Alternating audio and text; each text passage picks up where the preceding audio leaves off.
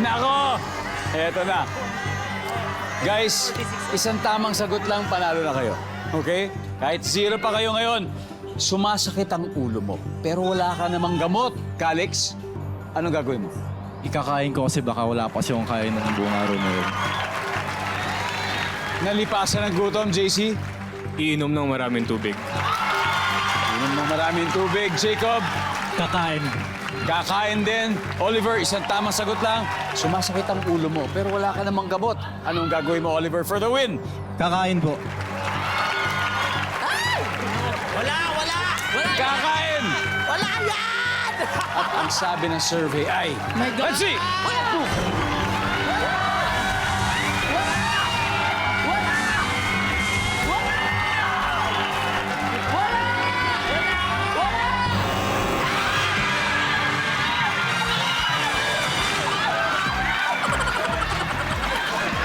Alright, tignan natin. Ano ba talaga ito? Number 4. Kasi usually, ang cause na sakit ng ulo is dehydration. So yun talaga yun. Number 2. Magaling kami doon!